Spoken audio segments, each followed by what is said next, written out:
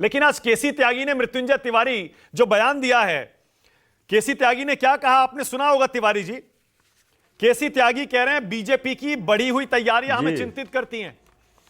प्रधानमंत्री तो चुनाव प्रचार करने आ रहे हैं अभी 2-4 दिन में, और आपका अभी तक कुछ तय ही नहीं है कितनी सीटों पर कौन लड़ेगा। तिवारी जी बहुत पीछे रह गए आप।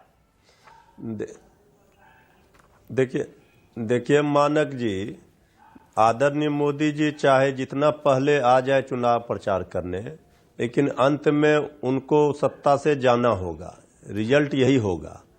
ये हमारी तैयारी किस तरह से आप देख रहे हैं, देश के 27-28 दल एकजुट हुए हैं, और जो विपक्षी एकजुटता का संदेश, जो मुहिम बिहार से शुरू हुई, वो अब रंग ला रही है। अब सीट शेयरिंग पर बात चल रही है, शीर्ष नेतृत्व के द्वारा सभी दलों के ये बातें अंतिम चरण में है, और बहुत जल्द इस पर फाइनल हो जाएगा, कहीं कोई दिक्कत नहीं होगी। अब ये तो सब लोगों ने देखा है कि अभी खड़गे जी ने स्पष्ट रूप से कहा कि हम तिथि और समय जल्द घोषित करेंगे, एक बैठक होगी इंडिया गठबंधन की बहुत जल्द। इंडिया गठबंधन की बैठक होगी, सभी दल बैठेंगे, सभी नेता बैठेंगे, बाकी जो भी चीजों को लेकर चर्चाएं हो रही है, अब सूत्रों के हवाले से तो बहुत तरह की खबरें आती हैं। नहीं तिवारी जी, हम आपको आज मैं सूत्रों की बात ही नहीं कर रहा हूं तिवारी जी। आज तो केसी त्यागी ने मीडिया में बयान दिया है, आप कहें तो फिर से पढ़ के सुनाओ। इंडिया के संगठनात्मक ढांचे पर हम चिंतित हैं। नहीं, कांग्रेस जहां बड़ी पार्टी है वहां तो ठीक है, लेकिन नॉन कांग्रेस प्रदेशों में भी कांग्रेस ताकत से ज्यादा सीटें मांग रही है। बीजेपी की बढ़ी हुई तैयारियां हमें चिंतित कर रही हैं। इसका मतलब आपके गुट में चिंता है ना, बीजेपी आगे निकल गई। उनके वो नहीं चिंता, उन्होंने किस चीज पर चिंता जताई है? उन्होंने चिंता जताई है कि जल्द से जल्द सीट शेयरिंग का फार्मूला तय हो जाए, यही ना। ये तो हम लोग भी कह रहे हैं, इस पर बातें हो रही है, बहुत जल्द इस पर फैसला हो जाएगा। इसमें तो कोई गलत बात उन्होंने कही नहीं है।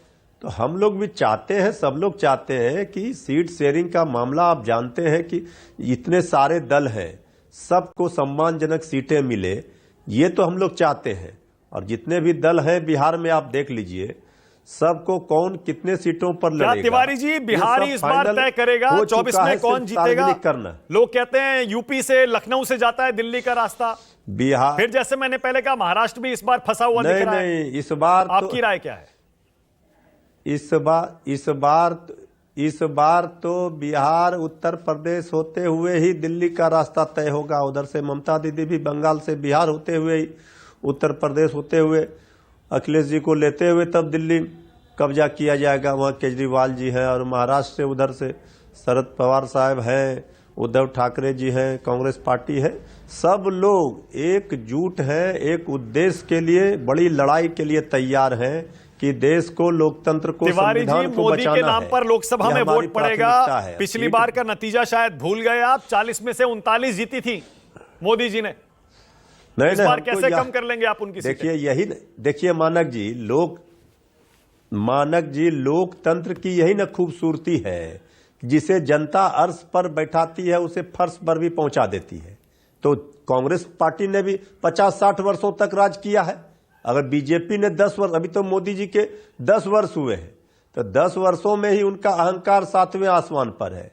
अब इस बार जनता उनको सबक सिखा देगी। अभी देखिए तो चुनाव परिणाम। अब जनता सवाल पूछ रही है, रोजी रोटी का सवाल है।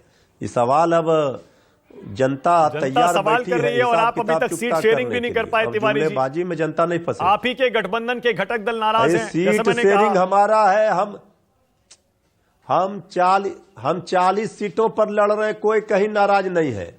अब आप लोग कैमरा लेकर पहुंचते हैं माइक में, तो लोग तो बयान देंगे ही, इसमें क्या फर्क पड़ता है। राखी राठौर, उसके बाद आ रहा हूं तिवारी जी आपके पास।